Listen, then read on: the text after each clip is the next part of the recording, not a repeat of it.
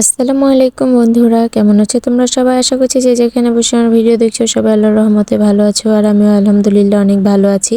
তো আজকে আমি তোমাদের এই সুন্দর গলাটি কাটিং করে দেখাবো। এই গলাটি খুবই সহজ, কাটিং এবং সেলাই দুটোই খুবই সহজ। তো চলো আমরা সেলাইতে চলে যাই, সেলাই কাটিং ভিডিওতে। তো দেখো, তার জন্য আমি প্রথমে এখানে একটি পেস্টিং পেপার নিয়েছি। প্রথমে তোমাদের কাছে বলে রাখি, এই বক্রমটা এই পেস্টিং পেপারটা আমার অনেক আগের, অনেক পুরনো, যার জন্য একটু নোংরা হয়ে গিয়েছে। তো তোমরা এটাকে প্লিজ ইগনোর করো। তো দেখো, প্রথমে আমি 2 ভাঁজ দিয়ে নিলাম, আর বক্রমটাকে আমি 2 ভাঁজ দিয়ে 6 ইঞ্চির মতো চওড়া নিয়েছি। তারপর দেখো, গলার যে মাপটা থাকে, চওড়া হচ্ছে 2.5 ইঞ্চি, আর লম্বাটা হচ্ছে মানে গলার ডিপটা হচ্ছে আমি 5 ইঞ্চি নিয়েছি। তো তোমরা তোমাদের মাপ অনুযায়ী একটু কম বেশিও করে নিতে পারো ডিপটা, কোনো সমস্যা নেই। তো তারপর দেখো, এখানে আমার যেহেতু জামা যেটা, তো জামার পুটলাইন হচ্ছে 4 ইঞ্চি। তো আমি এখানে গলা থেকে 2.5 ইঞ্চিতে মার্ক করলাম। তোরা চাইলে 3 ইঞ্চিতে মার্ক করতে পারো, কিন্তু সবসময় মনে রাখবে পুট লাইনের থেকে কিন্তু অবশ্যই 1 ইঞ্চির মতো কম রাখতে হবে। তো দেখো, তারপর আমি এখানে লম্বাটা নিলাম 11 ইঞ্চি, নিয়ে সোজা দাগ দিয়ে মার্ক করে নিলাম। এবার আমি গলার মানে মূল যে গলাটা থাকবে সেটার একটা শেপ দিয়ে নিব। তো দেখো, এখানে আমি একদম গোল গলা করব না, এখানে কিছুটা গোল করে এই সামনের মাঝ বরাবর আমি একটা ভি শেপ দিব। তো তার জন্য আমি দেখো নিচে 1 ইঞ্চিতে একটু মার্ক করে তারপর এখানে ভি শেপ দিয়ে নিচ্ছি। তো আশা করছি তোমরা দেখলেই বুঝতে পারবে যে আমি কিভাবে গলাটি তৈরি করছি, খুবই সহজ। তো দেখো, তারপর আমি বড় করে এখানেও একটা গোল শেপ দিয়ে নিচ্ছি। তো দেখো, এখানে মূল দাগ থেকে কিন্তু আমি 1/2 ইঞ্চির মতো ভিতরে ঢুকিয়ে তারপর শেপটা দিয়েছি। তোমরা অবশ্যই এভাবে দিবে, তাহলে কিন্তু দেখতে অনেক বেশি সুন্দর লাগবে। তো দেখো, এবার আমি এই দাগ অনুযায়ী বক্রমটা কেটে নিব। তো দেখো, আমি দাগ অনুযায়ী বক্রমটা কেটে নিলাম। আর ছোট যে গলাটা আছে সেটা আমি এখন কাটিং করব না, সেটা আমি এই বক্রমটা কাপড়ের উপরে লাগানোর পরে কাটিং করব। তো দেখো, তার জন্য এখানে আমি একটু কাপড় নিয়ে নিয়েছি। এটা হচ্ছে আমার পাজামার কাপড়। তো এই কাপড়টা যেহেতু ছোট, তাই আমি এখানে মাঝখানে জোড়া দিয়ে বড় করে নিচ্ছি। তো তোমাদের যদি বড় কাপড় থাকে তাহলে একটা কাপড়েই হবে, আর যদি না থাকে তাহলে এরকম ছোট কাপড়ও কিন্তু জোড়া দিয়ে তোমরা বড় করে নিয়ে ডিজাইনটা করতে পারো। তো দেখো, এখানে কতটা লম্বা লাগবে আমি বক্রমের মাপ দিয়ে নিলাম। নিয়ে এখানে আমি মাঝ বরাবর সেলাই করে কাপড়টিকে বড় করে নিব। গলাটি তৈরি করা খুবই সহজ, খুবই কম সময়ে হয়ে যায়। তোমরা বাসায় একবার ট্রাই করো, দেখতে অনেক বেশি সুন্দর লাগে। তো দেখো, এখানে আমি মাঝখানে জোড়া দিয়ে চারিদিক থেকে কেটে কাপড়টাকে সমান করে নিলাম। আজকে কিন্তু আমি তোমাদের ইস্ত্রি দিয়ে গলাটা তৈরি করে দেখাবো না। তো যেহেতু এটা আমার অনেক আগের পেস্টিং পেপার, তো এখানে হয়তো আটাটা খুব ভালোভাবে নেই, যার জন্য আমি ইস্ত্রি করব না, শুধুমাত্র সেলাই দিয়ে তৈরি করব। কিন্তু ইস্ত্রি না করেও সেলাই দিয়েও কিন্তু সুন্দরভাবে তৈরি করা যায়। তো তোমাদের কাছে যাদের এই পেস্টিং পেপার থাকবে না, বা হচ্ছে অন্য কোনো বক্রম থাকবে, বা এরকমও আছে যাদের ক্ষেত্রে আয়রনটা নেই, তা যারা আয়রন করতে পারবে না তাদের ক্ষেত্রে আমি বলবো আমার এই টিপসটা ফলো করো। আজকের ভিডিও দেখলে তোমরা খুবই সহজে ইস্ত্রি ছাড়াই গলা খুব সুন্দরভাবে তৈরি করতে পারবে। তো দেখো, প্রথমে এখানে আমি গলাটা আগে কাপড়ের চারিদিক দিয়ে আটকিয়ে নিচ্ছি। আর যে সেলাইটা দিচ্ছি এই সেলাইটা অবশ্যই গলাটা যখন তৈরি হয়ে যাবে তারপর তোমরা খুলে দিবে। এটা শুধুমাত্র কাপড়ের সাথে লাগিয়ে রাখার জন্যই কিন্তু আমি দিলাম। তো দেখো, এখানে কিন্তু আমি পিন দিয়ে আটকিয়ে নিয়েছিলাম সেলাই সুবিধার জন্য। তোমরা যারা সেলাই কাজে নতুন তারা যে জায়গাগুলোতে মনে করবে যে একটু সমস্যা হবে সেলাই, সেই জায়গাগুলোতে এরকম পিন সেট করে নিবে, তাহলে কাপড়টা নড়াচড়া করবে না, এতে করে সেলাই করতে অনেক সুবিধা হবে। তো যে দেখো, এবার হচ্ছে আমি চারিদিকে 1/2 ইঞ্চির মতো যে কাপড়টা রাখলাম, এই কাপড়টা এবার এই বক্রমের সাথে ধরে সেলাই করে দেব।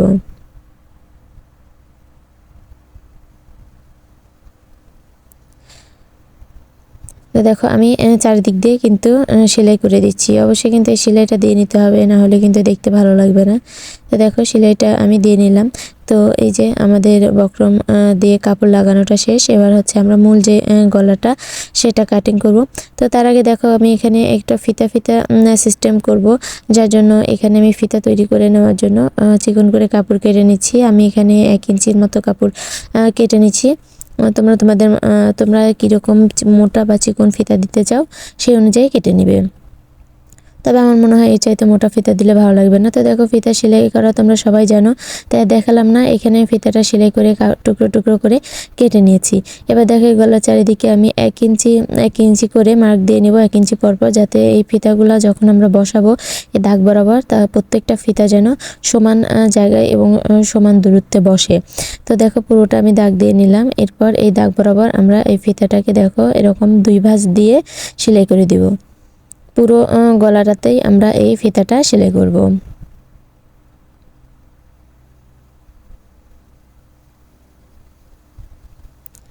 তো ভিডিওর এই পর্যায়ে ছোট্ট একটি অনুরোধ, যদি আমার ভিডিওটি তোমাদের ভালো লেগে থাকে অথবা যদি তোমাদের কোনো উপকারে এসে থাকে তাহলে অবশ্যই আমার চ্যানেলটি সাবস্ক্রাইব করবে, বেশি বেশি লাইক করবে আর কমেন্টে অবশ্যই আমাকে জানাবে যে আমার ভিডিওগুলো তোমাদের কেমন লাগছে বা তোমরা কী ধরনের ভিডিও বা ডিজাইন আমার কাছ থেকে দেখতে চাও সেটা অবশ্যই আমাকে কমেন্টের মাধ্যমে জানাবে। আমি অবশ্যই তোমাদের সেটা দেখানোর চেষ্টা করব।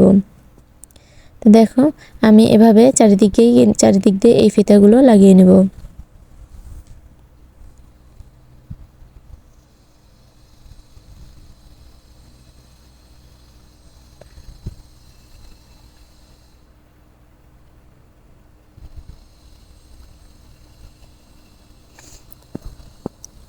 দেখো আমি কিন্তু চারিদিক দিয়ে এই ফিতাগুলো লাগিয়ে নিলাম। তো এইখানকার কাজ আমাদের মোটামুটি শেষ। এবার আমরা ছোটো যে গলাটা আছে সেই গলাটা কাটিং করে নেব। তো তার জন্য দেখো মাঝখান দিয়ে ভাঁজ দিয়ে মাঝখান বরাবর একটা টিকেন কেটে নিলাম। এরপর হচ্ছে আমি মাপ দিয়ে নেব, গলার যে মাপটা থাকে সেই মাপটা। তো দেখো এখানে চওড়া নিলাম 2.5 ইঞ্চি, ডিপটা নিলাম 5 ইঞ্চি। তো 5 ইঞ্চি নেওয়ার পর আমরা যেরকমভাবে গলাটা ড্রয়িং করেছিলাম সেম একইভাবে এখানেও গলাটা ড্রয়িং করে তারপরে কেটে দিচ্ছি। তোমরা চাইলে এখানে কিন্তু গোল গলাও ব্যবহার করতে পারো বা চারকোনা বা পাতা গলা, যেটা যে কোনো ডিজাইনের গলাটাই কিন্তু এখানে কাটতে পারো। তো দেখো এবার আমি কাপড়ে গলাটা লাগাবো, তার জন্য কাপড়ে 2.5 ইঞ্চি বরাবর যে টেকেন কেটেছিলাম সেই বরাবর আমরা বক্রমটাকে রাখলাম। অবশ্যই খেয়াল রাখবে বক্রমটা কিন্তু জামার মাঝ বরাবর হতে হবে, নাহলে কিন্তু গলাটা বাঁকা হয়ে যাবে।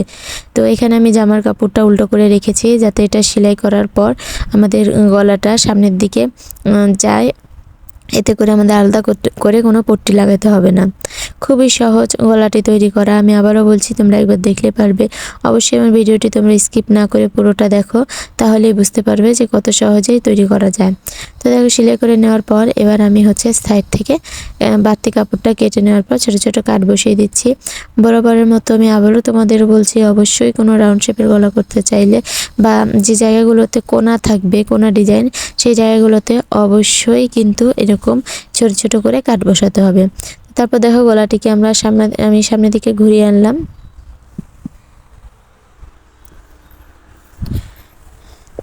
দেখো সামনের দিকে ঘুরিয়ে আনার পর কোনাগুলো বের করে নিয়ে এবার হচ্ছে আমি চাপ সেলাই দিয়ে নিব। চাপ সেলাই কিন্তু দিতে হবে, না হলে কিন্তু দেখতে একদমই ভালো লাগবে না। আর অবশ্যই এই কাজটা খুবই সাবধানতার সাথে আস্তে আস্তে করবে, তাহলে দেখবে ফিনিশিংটা অনেক সুন্দর আসবে। যে কোনো কাজে কিন্তু আস্তে আস্তে ধৈর্য সহকারে করলে সেই কাজটা ভালো হয়। তো তোমরা সেলাই কাজটা কিন্তু অবশ্যই ধৈর্য সহকারে করতে হয়। তো দেখো এখানে আমি কথা বলতে বলতে পুরো গলাতে চাপ সেলাই দিয়ে নিলাম। তো এবার দেখো আমি এই দিক দিয়ে গলাটা বসিয়ে দিচ্ছি। এই সময় খেয়াল রাখবে নিচে মানে গলার নিচে যে জামার কাপড়টা আছে সেটা যেন ভাঁজ হয়ে না থাকে, তাহলে কিন্তু জামা বানানোর সময় প্রবলেম হবে বা মাপটা ঠিকঠাক হবে না। তো দেখো কাপড়টিকে টান টান করে ধরে তারপর আমি পুরো গলাটার সাথে কাপড়টিকে সেলাই করে আটকে নিলাম। এবার এই যে ফিতা দিয়ে যে আমরা একটা ফিতা ঢোকানোর ঘাট তৈরি করেছি, তো তাতে ফিতা ঢুকাবো, তার জন্য দেখো এখানে আমি 2টা ফিতাও তৈরি করে নিয়েছি। এবার দেখো এই পুর বরাবর আমরা ফিতাটিকে সেলাই করে আটকিয়ে নেব।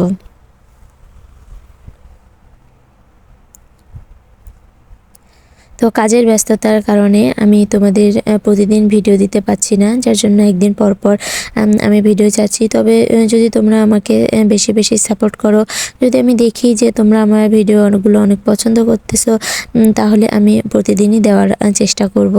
তো দেখো এখানে আমি এই যে ফিতেগুলো জয়েন করার পর এই প্রত্যেকটা ফিতার ঘাটের মধ্যে দিয়ে ফিতাটাকে আমরা একদম কাপড়ের যে মাঝ বরাবর মানে জামাটার যে মাঝখানটা সেইখানটা পর্যন্ত 2 দিক সাইড থেকে 2টো ফিতা লাগিয়ে নেব। তো এই যে দেখো আমার দুই সাইড থেকে দুটো ফিতা লাগানো হয়ে গেছে। দেখো গলাটা এখনই কতটা সুন্দর লাগছে। এবার আমি এই ফিতার সামনে মাথায় একটা লটকন লাগাবো। তো তার জন্য দেখো এখানে আমি লটকন তৈরি করব। তো দেখো তার জন্য এখানে আমি 4 ভাঁজ করে 2 টুকরো কাপড় 4 কোনা করে কেটে নিলাম। দেখো এখানে আমি 2 পাট কাপড় হয়ে গেছে। এবার আমি সেলাই করতেছি কিভাবে এটা তোমরা দেখলেই বুঝতে পারবে। আমি যেকোনো একদিক খোলা রেখে সেলাই দিয়ে নিচ্ছি।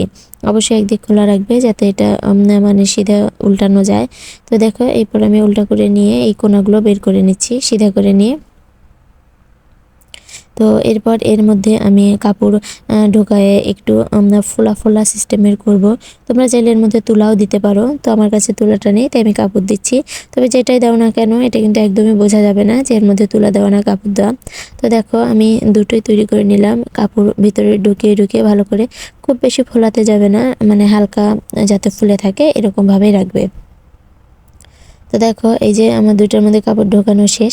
এইবার হচ্ছে আমি এই ফিতার মাথাটা, এই যে সাইডটা আমাদের খোলা ছিল সেই সাইডে যেখানে এক সাইডে এক কোনা বরাবর রেখে এবার সেলাই করে আটকে দেব।